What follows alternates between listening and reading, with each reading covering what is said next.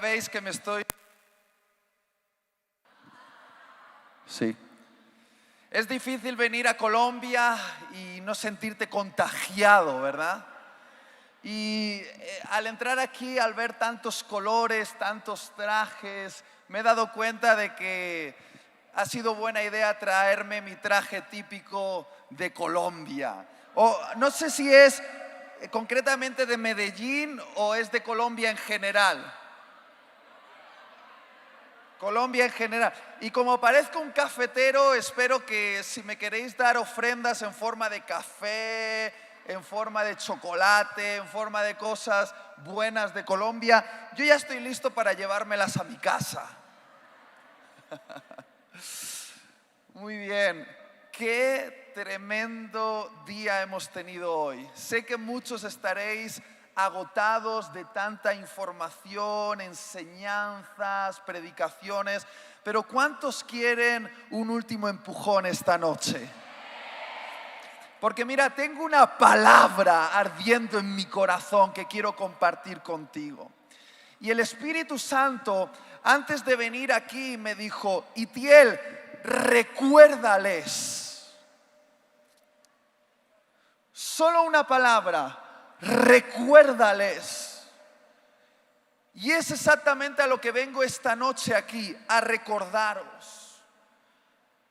El deseo que tengo en el corazón esta noche no es enseñarte algo que no sepas o sorprenderte con una elaborada exposición de doctrina teológica o exhortarte por alguna de tus carencias ministeriales. He venido aquí en el nombre de Jesús para una sola cosa: recordarte. Recordarte el clamor de tu alma, recordarte el grito dentro de tus entrañas que te trajo hasta aquí, que despertó un día tu llamamiento y que quizá por el estrés de la vida, los problemas o las responsabilidades, esa voz interior dentro de ti ha sido ahogada en medio de muchas otras voces. Pero he venido aquí en el nombre de Jesús a recordarte qué es lo que un día te impulsó a entregarte como un esclavo por amor. Y ese es el título de mi mensaje esta noche: esclavos por amor. Dile al que tienes a tu lado: Dios te ha llamado a ser un esclavo por amor.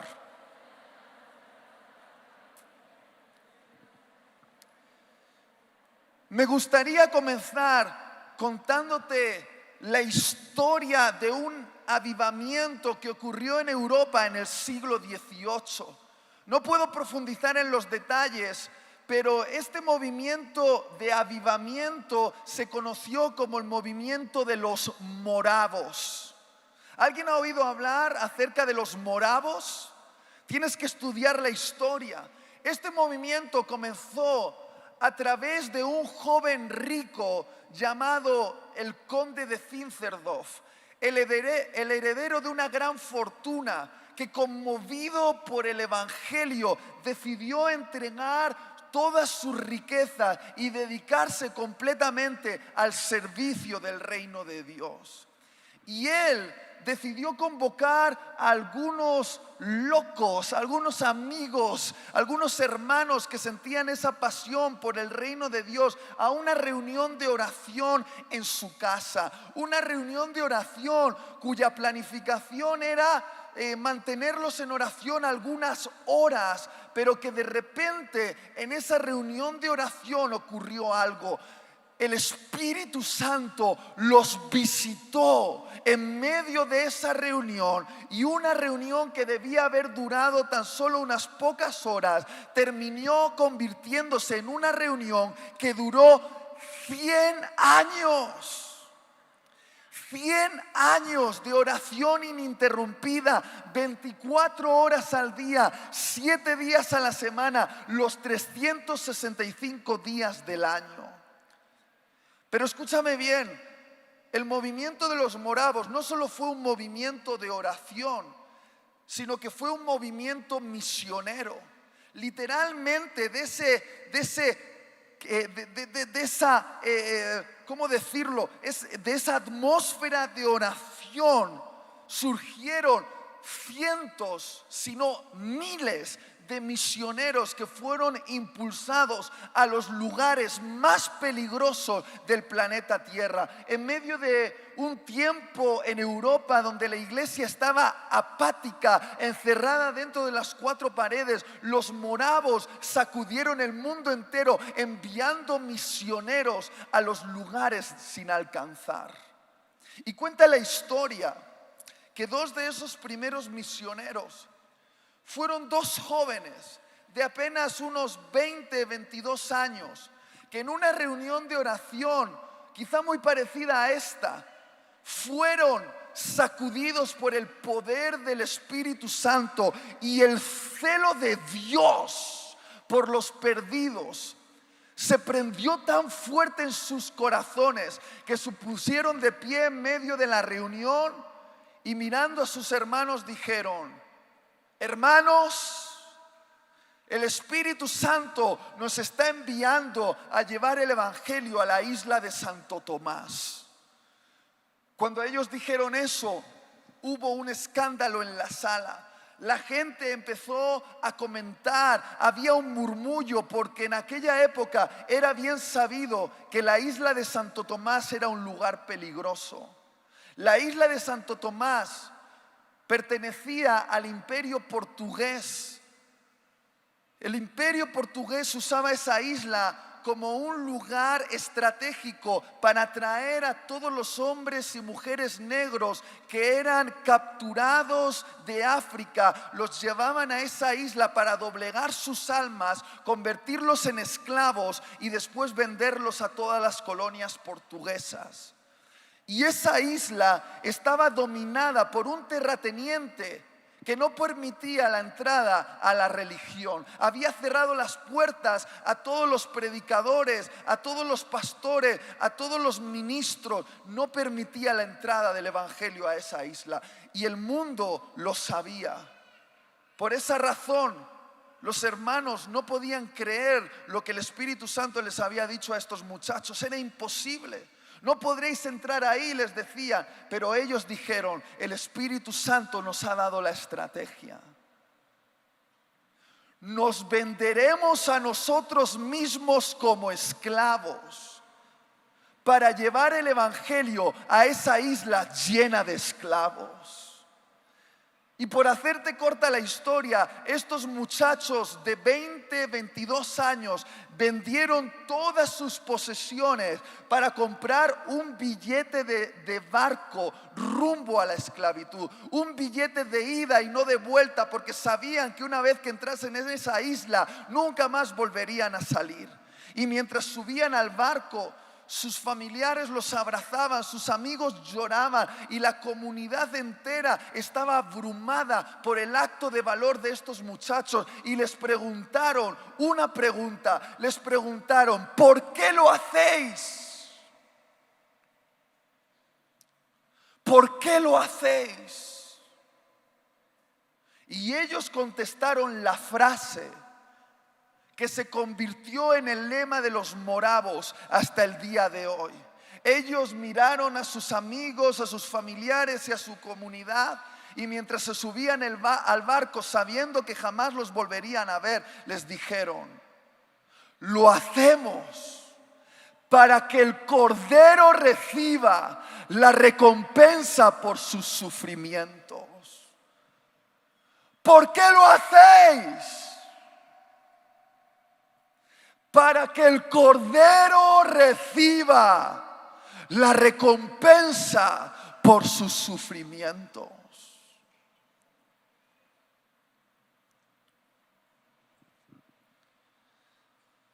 Queridos hermanos, queridas hermanas, esta noche quiero plantearos esta pregunta: ¿qué es lo que impulsó a esos jóvenes, con toda la vida por delante, con un futuro prometedor en Europa, con la posibilidad de hacer familia, tener negocios y ser unos buenos cristianos en la Europa de su época. ¿Qué les impulsó a renunciar a todo eso, a vender sus posesiones y comprar un billete de barco a la esclavitud para llevar el evangelio a un grupo de desconocidos? O déjame preguntarlo de otra manera. ¿Qué es lo que ha impulsado a los mártires de todas las edades a no negar su fe en el circo romano o ante la pistola comunista o incluso ante el machete musulmán? ¿O qué es lo que impulsó a esos misioneros locos, osados, a llenar sus coches de Biblias ilegales, escondidas en la tapicería, en los neumáticos, en los asientos, y cruzar las líneas comunistas para llevar la palabra de Dios a un pueblo en oscuridad, sabiendo que si eran descubiertos serían encarcelados, torturados o muertos? O no nos vayamos tan lejos. ¿Qué es lo que impulsó a los pioneros aquí en Colombia,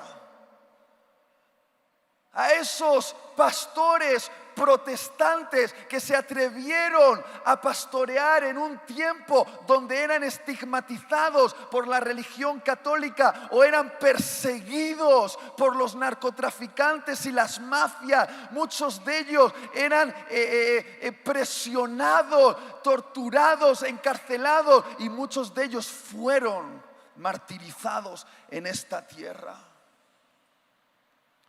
Hay sangre de mártires en Colombia. La tierra de Colombia ha sido regada por la sangre de los mártires. ¿Qué les impulsó? Creo que la respuesta es esta: una deuda de amor. Una deuda de amor. ¿Me prestas un momento la Biblia? Querido hermano, querida hermana, ¿has leído alguna vez este libro? No, de verdad, ¿lo has leído? ¿Te has fijado bien la manera en la que los hombres y las mujeres de Dios se describen a sí mismos en este libro? Me han dicho que aquí en Colombia sois muy inteligentes. Voy a poner a prueba vuestra inteligencia. Voy a leeros 5 descripciones para ver si podéis encontrar la palabra común en todas estas descripciones. ¿Estás listo? ¿Estás listo? Voy a ir bien rápido. Romanos 1:1. Pablo, siervo de Jesucristo, llamado a ser apóstol, apartado para el evangelio de Dios. Santiago 1:1. Santiago, siervo de Dios y del Señor Jesucristo. Segunda de Pedro 1:1. Simón Pedro, siervo y apóstol de Jesucristo. Judas 1. Judas, siervo de Jesucristo. Apocalipsis 1:1. La revelación de Jesucristo que Dios le dio para manifestar a sus siervos las cosas que deben suceder pronto. Muy bien, para los más rápidos, ¿cuál es la palabra común en todas estas descripciones? ¿Cuál es? ¿Cuál es? Siervo. Pablo, Pedro, Santiago, Judas, Juan, pudiéndose haber descrito a sí mismos de cualquier otra manera, como líder, presbítero, superintendente, director, decidieron describirse a sí mismos como siervos de Jesucristo. Ahora, querido hermano, querida hermana, la palabra siervo oculta un secreto incómodo. Oculta un secreto que a primera vista se nos esconde, pero que está ahí para aquellos que se atreven a investigar. Porque la palabra siervo en el original griego ha sido traducida en nuestras Biblias tradicionales, Reina Valera, de una palabra en griego que tiene esta forma: dulos. Ahora, yo no he venido aquí a hacerme el inteligente y deciros cuánto sé de griego. Mira, yo no tengo ni idea de griego. Yo como yogures griegos, que están muy buenos. Pero sí me gusta leer los comentarios de aquellos que son expertos en el lenguaje original. Y dicen que en griego hay aproximadamente 5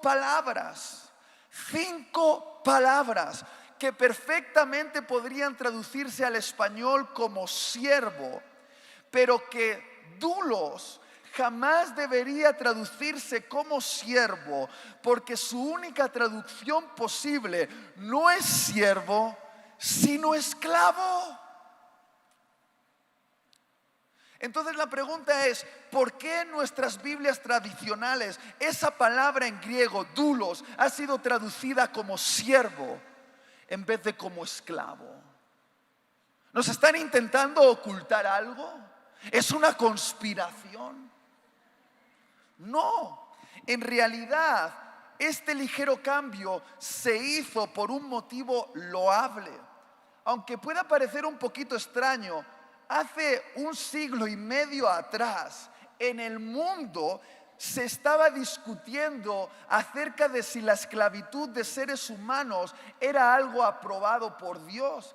Y dentro de la iglesia se encendió ese debate, y con la intención de que no fuese usada la Biblia como una excusa para la trata de los seres humanos, para que nadie pudiese usar la Biblia para hacer apología del esclavismo de seres humanos, se decidió cambiar esa palabra y traducirla como siervo en vez de como esclavo.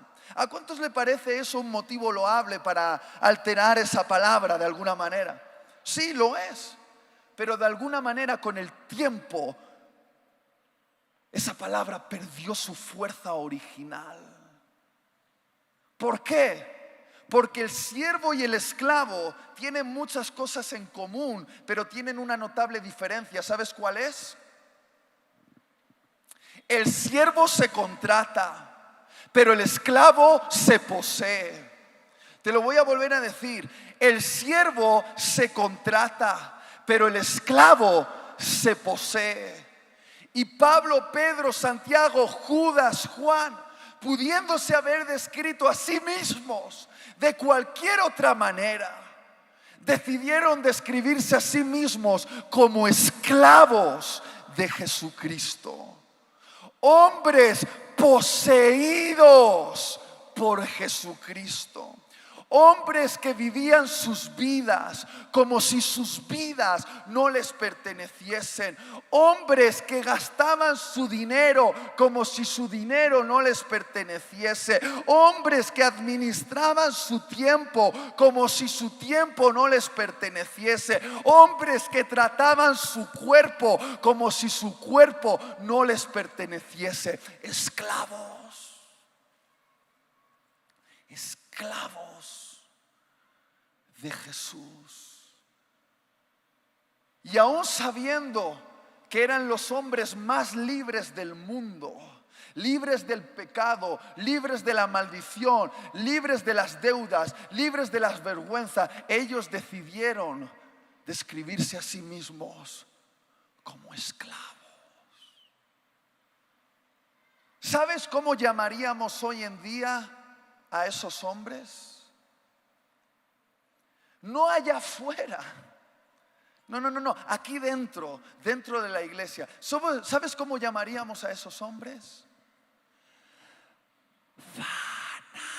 Fanáticos.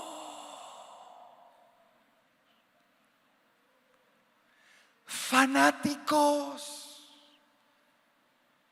Porque pintarte la cara del color de tu equipo de fútbol, no perderte ni un solo partido de la liga y gritar como un poseído cuando tu jugador favorito mete gol, es ser un buen fan. Pero si muestras demasiada pasión por Jesús, eres un fanático. Eres un fanático. Y querido hermano, querida hermana, Me pregunto cuándo empezamos a categorizar el llamado cristiano por diferentes niveles. Porque hace poco me di cuenta, alguien me dijo que dentro de los cristianos estaban los cristianos carnales. En el otro extremo estaban los cristianos fanáticos y en el centro una gran masa, una gran mayoría muy a gusto consigo misma que se consideran los cristianos moderados. ¿Y sabes qué? Los cristianos carnales me preocupan bastante poco. Yo tengo una seria preocupación con los cristianos que se consideran a sí mismos moderados. Porque quizá lo que está impidiendo que los propósitos de Dios se cumplan en Colombia no es tanto nuestro pecado, sino nuestra obsesión por vivir vidas moderadas. Y cuando hablo de vidas moderadas, lo estoy diciendo en el peor sentido de la palabra. Vidas seguras, vidas acomodadas, vidas en la zona de seguridad, vidas aburridas.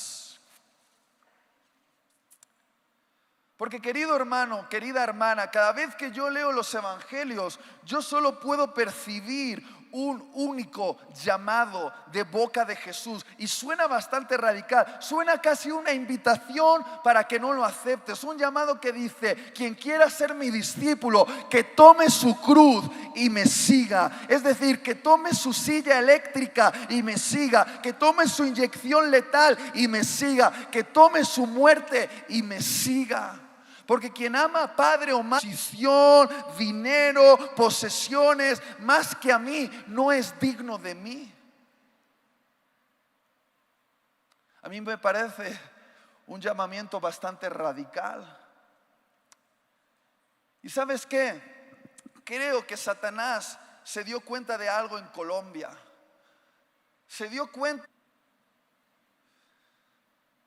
Pero queridos, aunque parezca mentira, cuando Jesús inauguró la iglesia, no fue para acomodar consumidores. Él la inauguró para entrenar soldados. Y quizá tú pienses que esto es un lugar de consumo donde tienen que hacer un buen show que te agrade, y después de que has visto cómo cantan o cómo predican, tú puedes calificar. Bueno, voy a darle de 5 estrellas, le voy a dar 2 estrellas. No me ha gustado hoy el culto, voy a pedir que me devuelvan la ofrenda.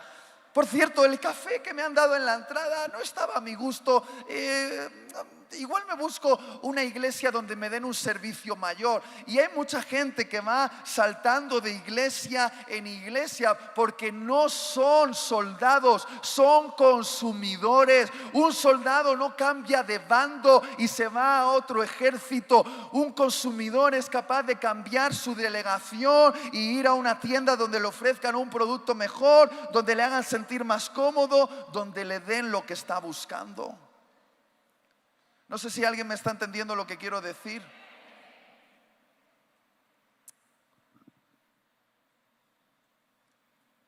Quiero compartir con vosotros esta noche un texto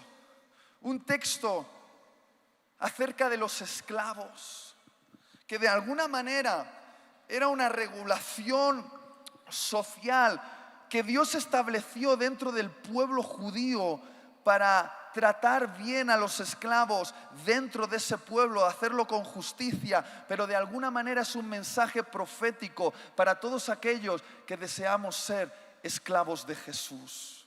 ¿Estás listo para esto? ¿Sí o no? ¿No hay nadie dormido todavía? ¿Sí o no? Os veo así como... Deuteronomio capítulo 15, versículos 12 al 18. Deuteronomio capítulo 15, versículos 12 al 18. Presta atención. Si se vendiere a ti tu hermano hebreo o hebrea y te hubiere servido 6 años, ¿cuántos años? Al 7º le despedirás libre. Y cuando lo despidieres libre, no le enviarás con las manos vacías. Le abastecerás liberalmente de tus ovejas, de tu era y de tu lagar. Le darás de aquello en que Jehová te hubiere bendecido. Y te acordarás de que fuiste esclavo en la tierra de Egipto y que Jehová tu Dios te rescató. Por tanto, yo te mando esto hoy. Si él te dijere, presta atención, no te dejaré, porque te ama a ti y ama tu casa, porque le va bien contigo. Entonces tomarás una lezna y horadarás su oreja contra la puerta y será tu esclavo para siempre. Así también harás con tu esclava. No te parezca duro cuando le enviares libre, pues por la mitad del costo de un jornalero te sirvió 6 años. Y Jehová tu Dios te bendecirá en todo cuanto hicieres. Muy bien, me gustaría tener toda tu atención en los siguientes minutos. ¿Me la puedes entregar, por favor? ¿Sí? Este texto dice que cuando un hebreo contraía una deuda con otro hebreo demasiado grande como para poder solventarla, una manera de pagar su deuda era venderse a sí mismo como esclavo a esa persona. Y durante 6 años llamaría amo y señor a esa persona de la que era deudor.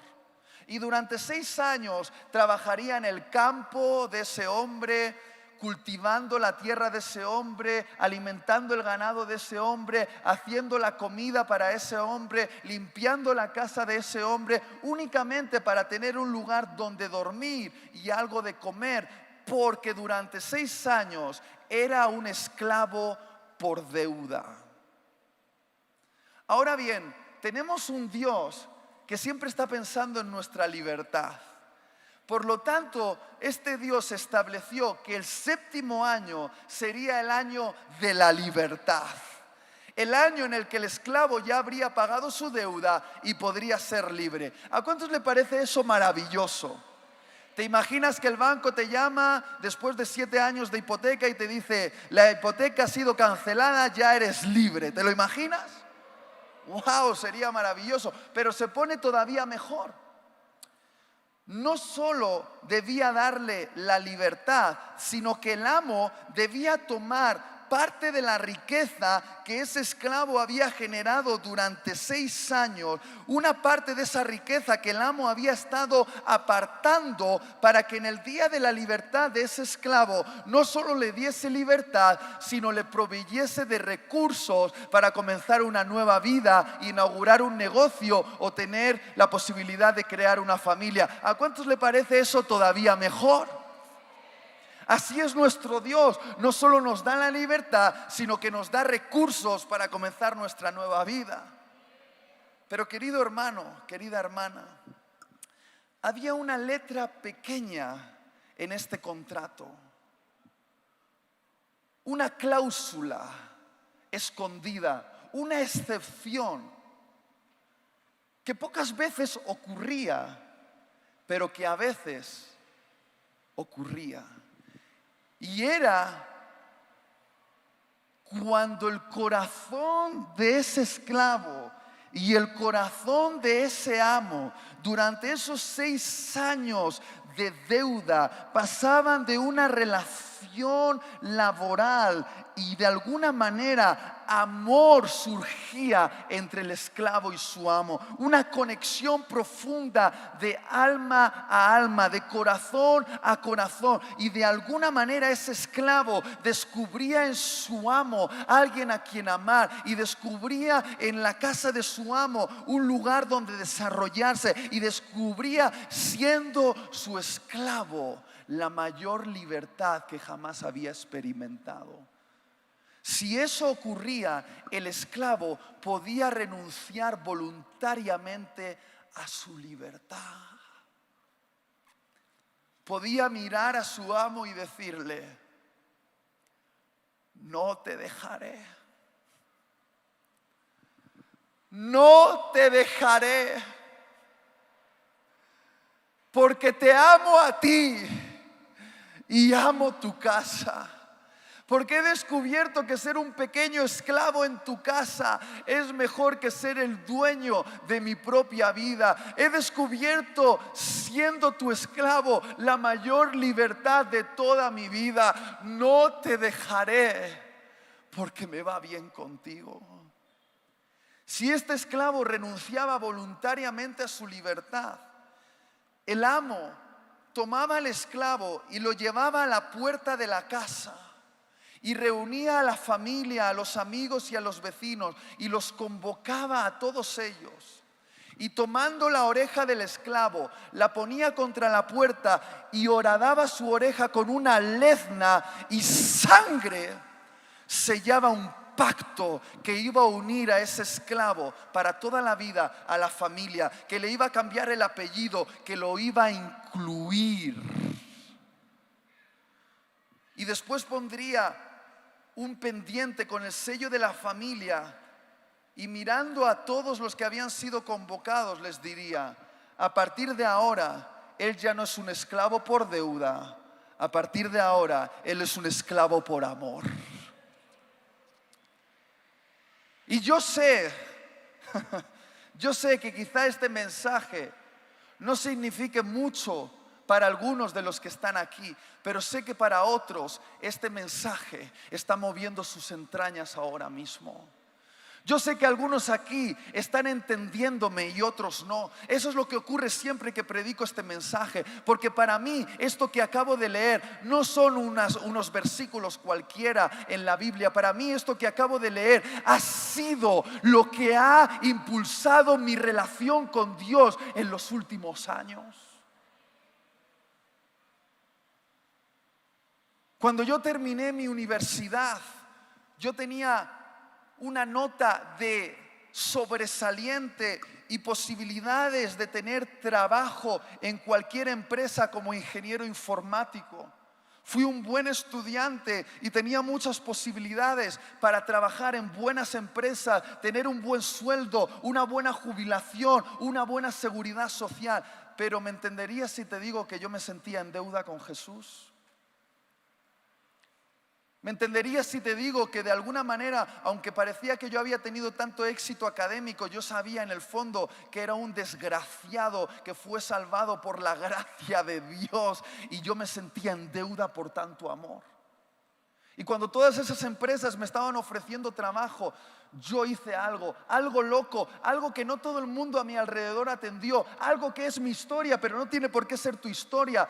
Yo renuncié a todos esos contratos de trabajo y le dije: Dios, déjame servirte durante los próximos años, déjame entregarte los mejores años de mi vida, toda la energía que tengo, todos los recursos. No hablemos de sueldo, no hablemos de seguridad social, no hablemos de vacaciones, simplemente déjame saldar la deuda, déjame compensarte por haberme salvado. Y comencé a trabajar en el ministerio, y no sabría explicarte cómo fueron pasando los años, pero fueron pasando y fui sirviendo a Dios en todo lo que me venía a la mano, desde mi iglesia local y predicando, y en campañas de evangelismo, en todo lo que yo podía. Y de repente los años pasaron y yo había olvidado esa oración. Y un día, mientras estaba haciendo mi devocional, el Espíritu Santo me dijo: cuenta, y conté. 1, 2, 3, 4, 5, 6, 7. Era mi 7º año desde que yo había hecho esa oración. Y yo oí la voz del Espíritu que me dijo: Itiel, es tu año de la libertad.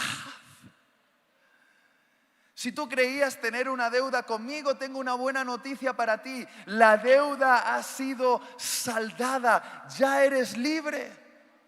Pero no solo eso, y tengo que ser honesto con lo que Dios me dijo. Dios me dijo: aparte de darte la libertad, me comprometo contigo para darte mi favor. Te voy a dar todos los recursos que necesites para entrar en una buena empresa, ascender posiciones o preparar tu propio negocio. Voy a hacer que prosperes, te va a ir bien.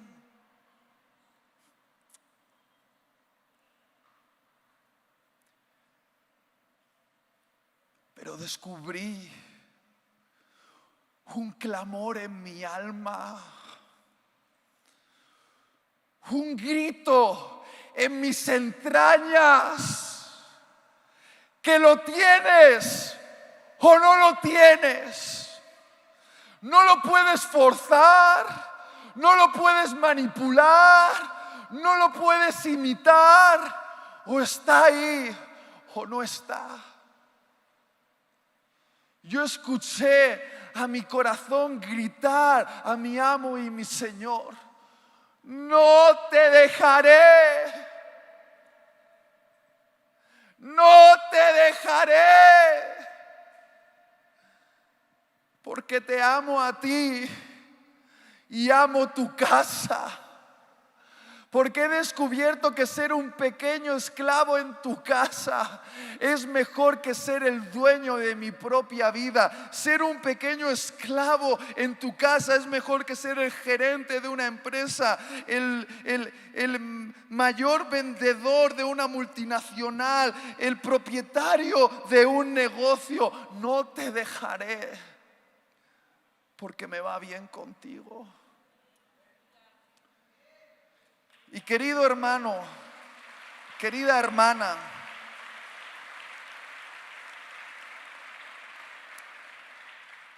no quiero que me aplaudas como si esto fuese algo romántico.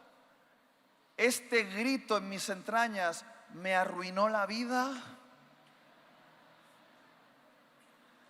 Sí, porque antes yo tenía una vida que era mía. Yo tenía mis propios sueños, mi propia agenda, mis propios deseos. Pero desde que esa voz resonó en mis entrañas, es como que perdí el placer por mis propios sueños, por mi propia agenda, por mis propios deseos. Y solo encuentro placer en cumplir la agenda, los deseos y los sueños de mi Señor.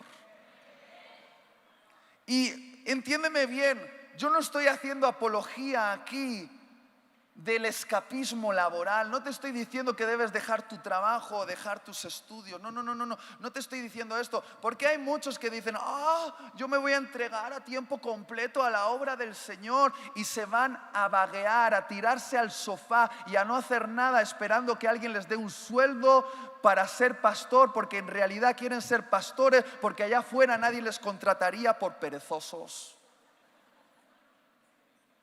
No estoy hablando de esto, hermano, hermana. Estoy hablando de alguien que puede estar trabajando en una empresa o en un restaurante o como profesor en un colegio o como lo que sea, pero que en el fondo sabe que vive para algo más grande que sí mismo, que vive para algo más grande que tener una casa mejor, un coche mejor, una reputación mejor. Alguien que sabe que vive para los deseos, propósitos y sueños de su Señor.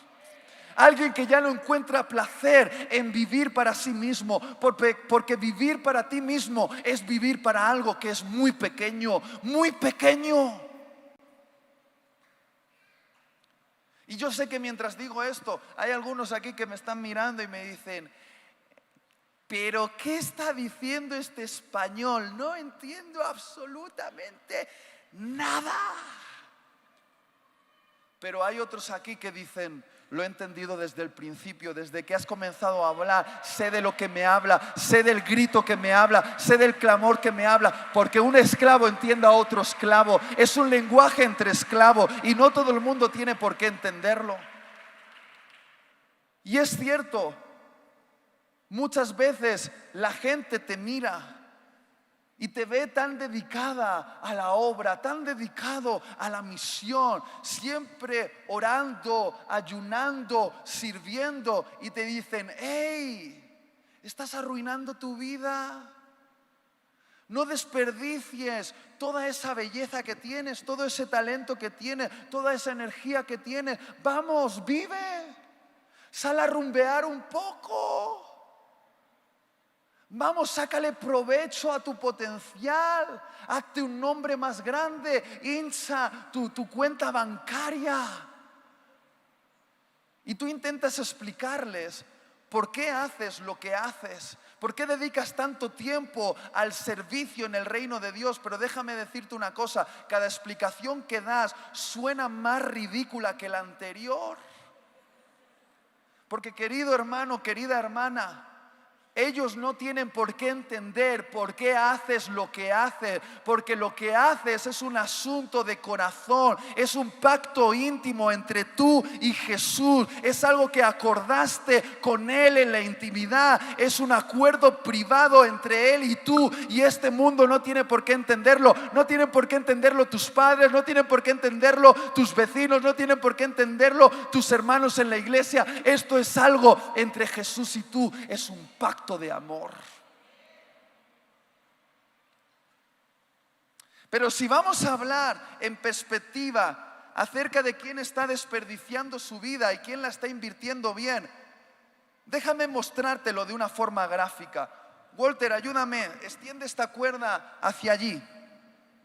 Llévalo lo más lejos que puedas hacia allí.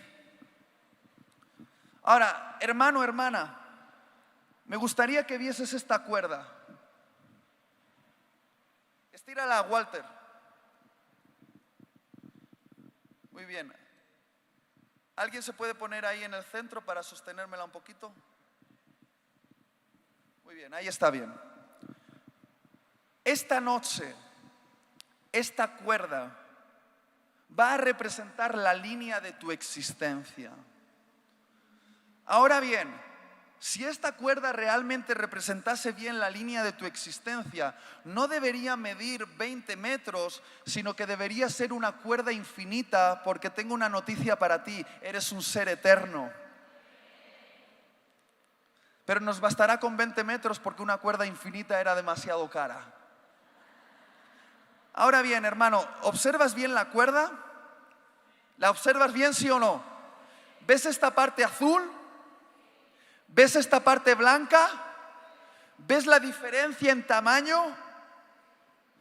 Esta parte azul representa tu vida en este planeta Tierra, en este mundo, en esta dimensión.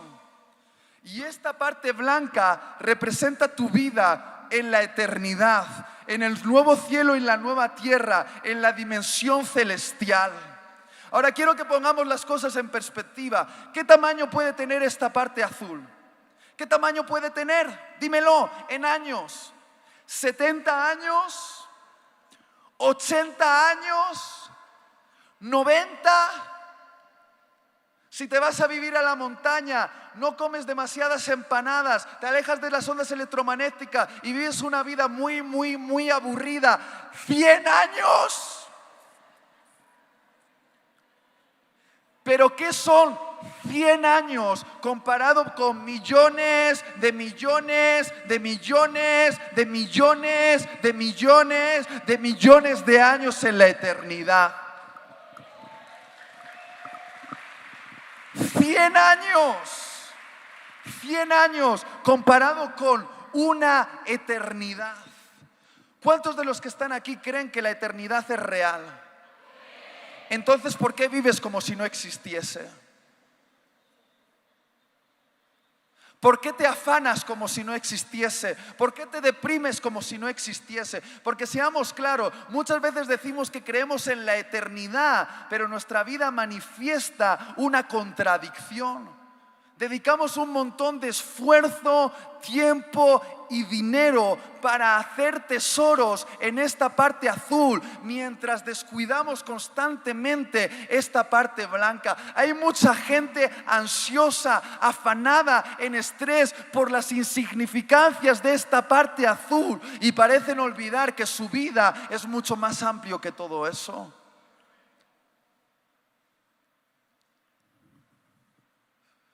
Tengo una noticia para ti y quizá puede sonar a una mala noticia, pero es una noticia en realidad bastante buena, y es esta: vas a morir.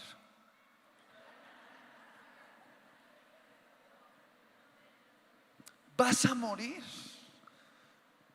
Algunos antes y otros después, pero vas a morir.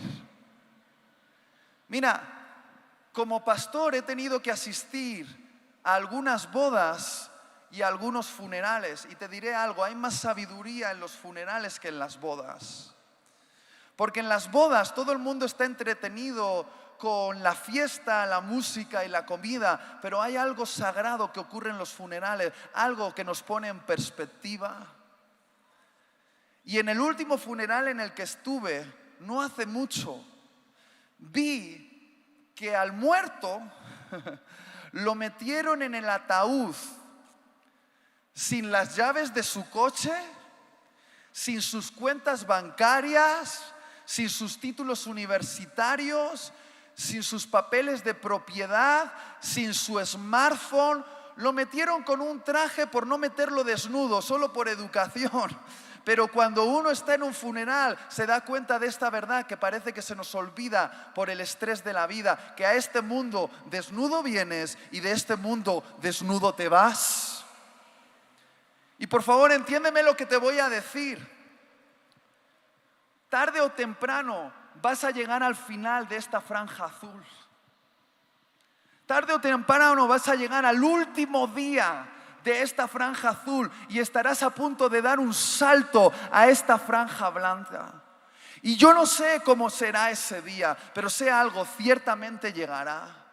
Yo no sé si será mientras luchas por respirar tu último aliento después de haber tenido un accidente de tráfico en las carreteras de Colombia, o mientras estás luchando contra un cáncer y estás conectada a unas máquinas en algún hospital de tu país, o quizás sea mientras estás en la cama despidiéndote como un anciano, como una anciana, besando a tus hijos, a tus nietos y a tus bisnietos. Yo no sé cómo será ese último día, pero ese día llegará.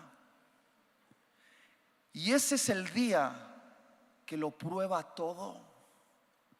Y ese día, muchas de las cosas que te afanan ahora, que te roban la paz, que te ponen en estrés, no significarán absolutamente nada. Ese día no te importará cuántos ceros tienes en tu cuenta bancaria, ni cuántos coches tienes en el garaje, ni cuántos seguidores tienes en tu red social, ni cuántos títulos cuelgan de tu pared. Ese día que lo prueba todo, ese día solo te importará algo.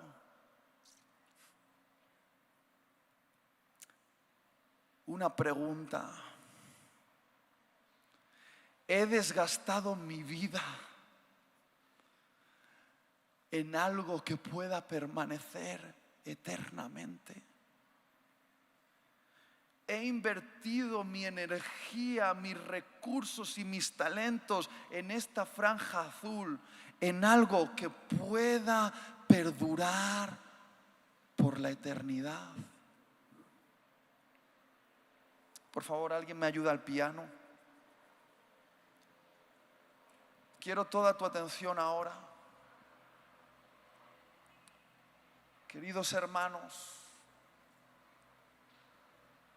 muchos de los que parecen ricos en esa franja azul,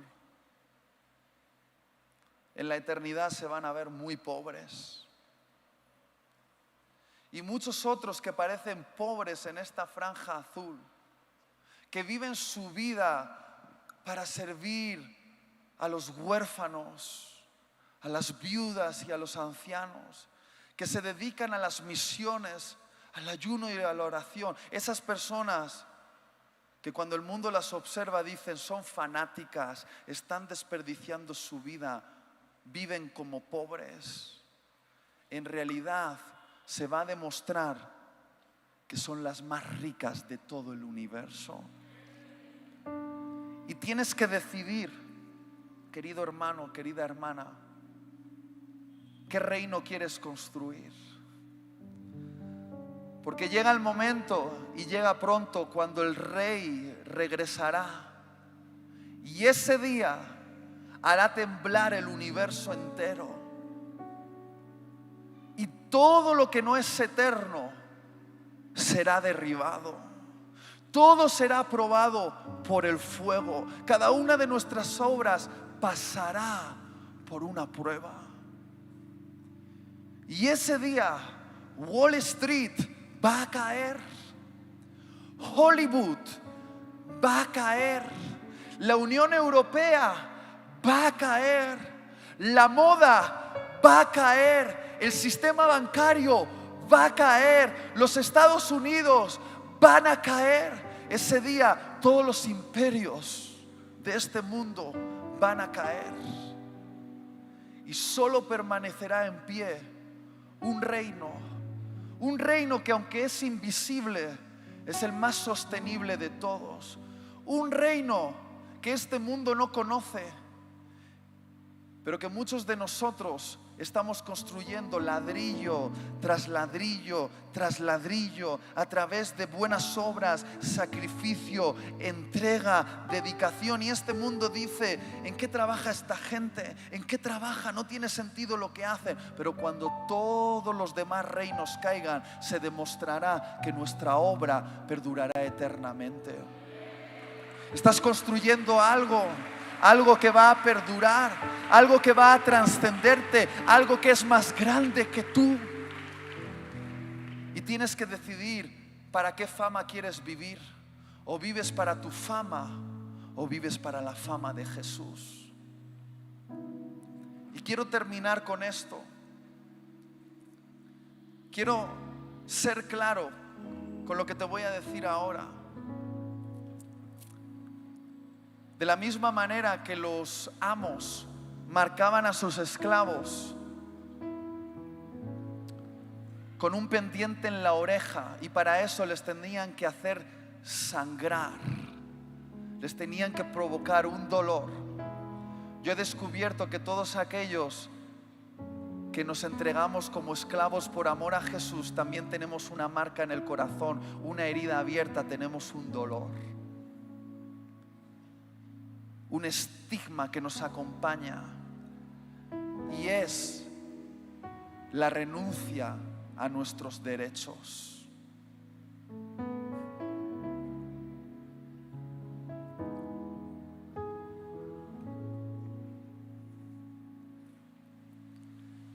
Quizá la iglesia sepa lo que es hacer a Jesús el Salvador de su vida, pero a veces la iglesia no ha descubierto lo que significa hacer a Jesús el Señor de su vida. Porque para hacer a Jesús el Salvador de tu vida, solo tienes que entregarle tus pecados. Pero para hacer a Jesús el Señor de tu vida, tienes que entregarle tus derechos. Y qué gozo, qué liberación, qué tranquilidad te da entregarle a Jesús tus pecados, ¿verdad? Pero cómo duele, entregarle a Jesús tus derechos. Y esto es como una herida abierta en el corazón de muchos de vosotros que sufrís en intimidad la entrega de vuestros derechos, que os preguntáis por qué vosotros sí y otros no. ¿Sabéis por qué hay tan pocos esclavos por amor en la iglesia actual en Occidente? Porque Occidente se ha convertido en un defensor de sus derechos.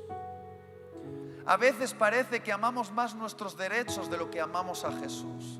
Oigo constantemente a jóvenes decir: ¡hey, tengo derecho a tener un buen trabajo! Tengo derecho a decidir qué voy a hacer con mi cuerpo. Tengo derecho a elegir mi pareja. Tengo derecho a tener mis vacaciones. Tengo derecho. A veces amamos tanto nuestros derechos que no nos queda espacio en el corazón para amar a Jesús.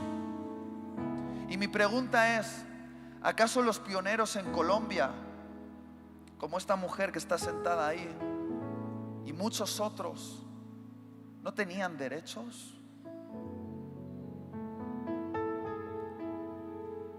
¿No tenían derechos a tener un mejor carro en vez de comprarse la típica furgoneta pastoral, no sé si se llama así, para ir a recoger a los hermanitos por las aldeas, para llevarlos a la iglesia, porque si no, no había manera de tener una reunión dominical. No tenían derecho a tener una vivienda más grande o una segunda vivienda en la playa en vez de dedicar todos sus ahorros en construir el local de su congregación. No tenían derecho a vivir plácidamente con una seguridad social asegurada en vez de llevar el estigma social y a veces ser rechazados por una sociedad que a veces incluso enterraba a sus muertos en otros cementerios porque los veía como apestados. Muchos jóvenes que hay aquí en la sala no tienen ni idea de lo que estoy hablando, pero invita a un café a uno de estos esclavos por amor que te precedieron, que abrieron camino en una Colombia bien difícil, en una Colombia donde parecía imposible lo que ahora vemos, pero lo que ahora vemos es el fruto de una tierra que ha sido regada con el sudor, las lágrimas y la sangre de muchos esclavos por amor. Dime una cosa, ¿no tenían derecho a una mejor vida? Claro que tenían derecho, pero cambiaron sus derechos por algo que ellos consideraron que era mucho más valioso que cualquier otra cosa, que era la mirada complacida de su Señor y esas palabras de la boca de Jesús diciéndoles: bien hecho, esclavo fiel has sido, en lo poco fuiste fiel, en lo mucho te pondré. ¡Vamos! Vamos, entra en el gozo de tu Señor. Y algunos aquí se pueden preguntar: ¿gozo? ¿Gozo? ¿Gozo? ¿Qué gozo puede haber en renunciar a aquellos placeres que otros disfrutan? Mira, nunca entenderás el gozo de un esclavo hasta que no renuncies a algo valioso en tu vida, a un derecho, y obtengas a cambio el deleite de tu amo y tu Señor Jesucristo. Esto es un secreto que no puede ser entendido si no es vivido. Y termino con esto. Yo empecé a descubrir lo que implica ser un esclavo por amor bien temprano en mi vida, cuando tenía 17 años, en una reunión como esta. Un predicador dijo que Dios estaba buscando personas con disponibilidad absoluta. Y yo me levanté y dije: yo quiero entregarme con disponibilidad absoluta a Dios. ¿Y sabes lo que hizo Jesús? Le dijo a un ángel: toma nota, y tiene el rollo, disponibilidad absoluta, que quede registrado en el libro. Cuidado con las oraciones que haces, te pueden arruinar la vida. Y recuerdo que fui a mi iglesia local, era una iglesia pequeñita de 20 personas en el norte de España, sí, porque en España así son las cosas, están cambiando, pero así eran. Y recuerdo que fui bien emocionado donde mi pastor y le dije: pastor, quiero servir, estoy dispuesto a estar en disponibilidad absoluta. Y el pastor me miró con esa cara de pastor y me dijo: ¿quieres servir? Y dije: sí, quiero servir. ¿Y en qué te gustaría servir? Y yo le dije con toda mi cara, bien humilde: pastor, quiero predicar. ¿Quieres predicar? Pues mira, tengo el entrenamiento perfecto para los predicadores. Y digo: ¿cuál? ¿Qué seminario? Y dijo: el seminario de la fregona. Y me dijo: necesito a alguien que cada domingo venga aquí 1 hora antes que el resto y limpie el local, coloque las sillas, pase la mopa en el baño y prepare las cosas.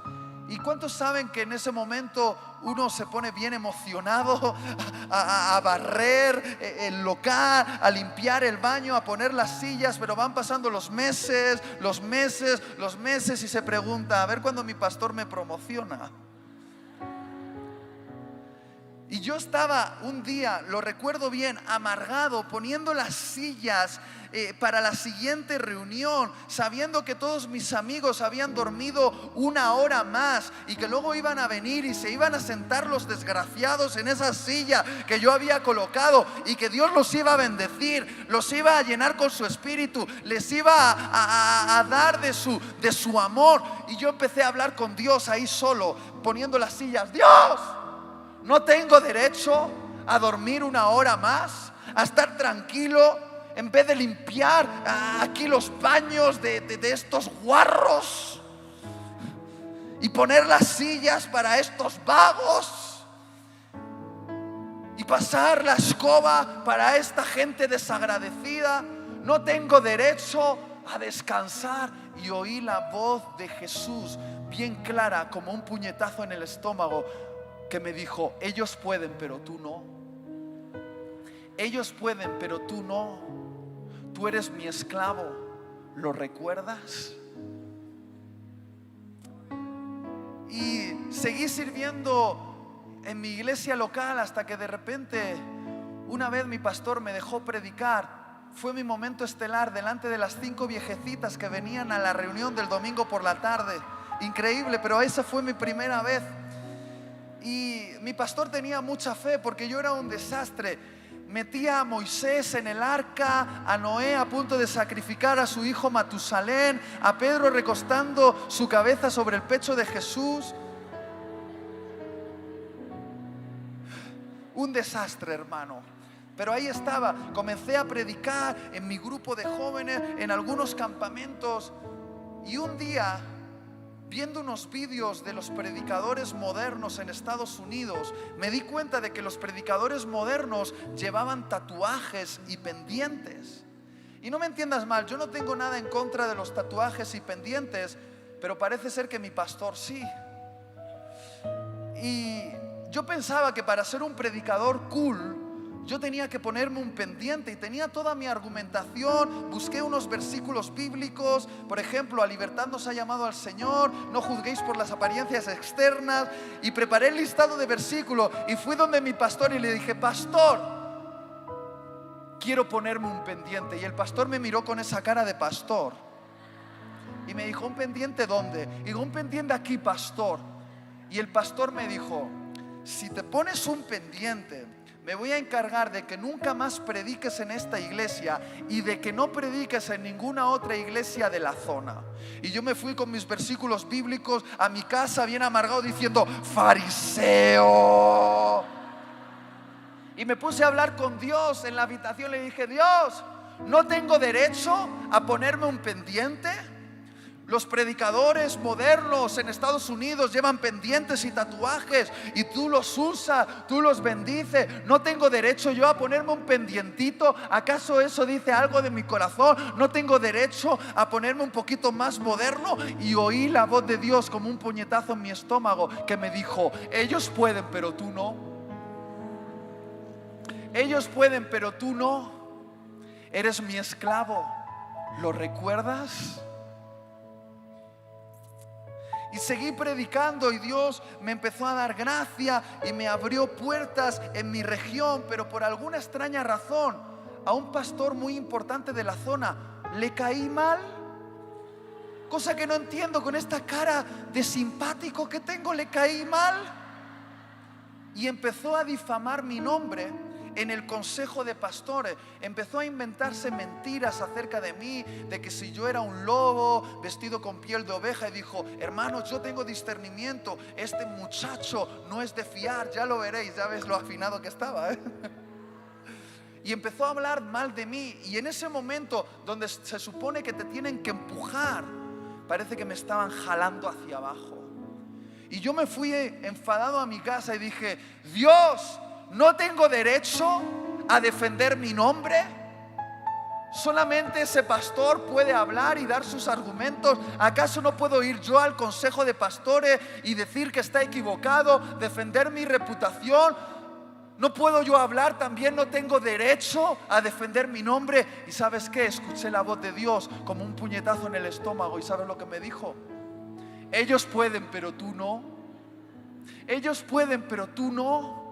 Tú eres mi esclavo. ¿Lo recuerdas? Y querido hermano, querida hermana, podría seguir contándote un montón de ejemplos donde Dios me pidió renunciar a un derecho, algo que no era malo, algo que no era pecado, algo que no estaba prohibido, y que por alguna razón a mí me pedía renunciar a ello y no se lo pedía a los demás.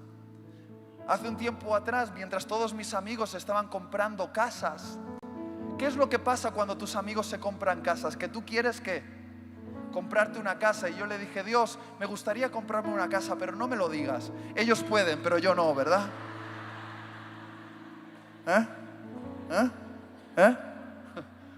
Y Dios me dijo: eres mi esclavo y te quiero en disponibilidad absoluta. Y claro, con el tiempo he entendido por qué Él me dijo que no a esas cosas. He entendido que cuando Él me dijo que no a esas horas de sueño, me estaba entrenando para servir con más pasión. Cuando me dijo que no me pusiese tatuajes y pendientes, era para abrirme puertas en denominaciones donde con un pendiente o un tatuaje jamás habría podido predicar.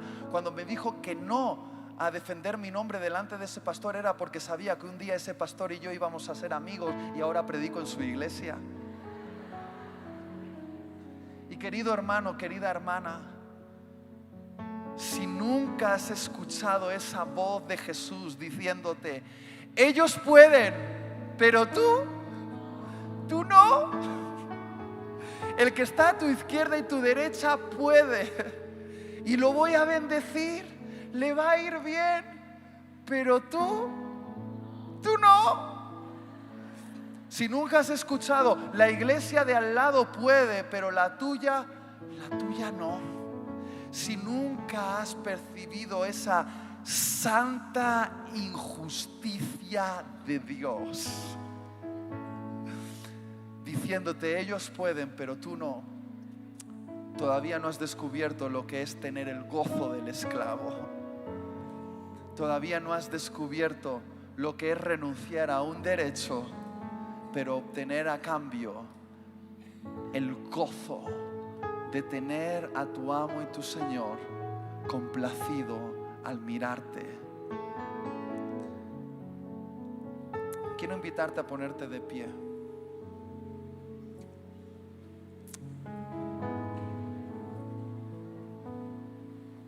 Este es un mensaje extraño, un mensaje que no todo el mundo entiende, pero sé que algunos aquí dicen: Itiel, yo lo he entendido perfectamente. Sé que algunos aquí, desde que comencé a hablar, han sentido ese clamor en su alma, ese grito en sus entrañas. Y yo he venido aquí no para enseñarte algo, sino para recordártelo. Recordarte que te trajo hasta aquí. Quizá lo has olvidado a causa del estrés, los problemas, las responsabilidades, pero recuerdas ese pacto, lo recuerdas, ese pacto que hiciste en intimidad con Jesús. Y le dijiste: no te dejaré. He venido a recordártelo. Levanta tus manos y dile a Jesús, dile lo que sientes por Él. Dile: lo recuerdo, Jesús, recuerdo lo que me trajo hasta aquí, lo recuerdo bien. Recuerdo esto, lo recuerdo bien. Recuerdo bien. Oro por ti en el nombre de Jesús. Oro para que sepas que estás construyendo tus riquezas en la eternidad, que tenemos un amo y un Señor que paga bien, que paga bien, que paga bien, que no hay derecho al cual renunciemos que no sea compensado después por un gozo que este mundo no puede entender. Y oro para que descubras lo que significa renunciar a algo, pero obtener el corazón de Jesús. Y cuando este mundo te pregunte por qué lo haces, tú puedas responder como respondieron los moravos: lo hago para que el Cordero reciba la recompensa por sus sufrimientos. Dilo conmigo, lo hago para que el Cordero reciba la recompensa por sus sufrimientos. Vamos a decirlo una vez más, lo hago para que el Cordero reciba la recompensa por sus sufrimientos. Una vez más, desde tus entrañas, hermano, hermana, lo hago para que el Cordero reciba la recompensa por sus sufrimientos. Dios te bendiga.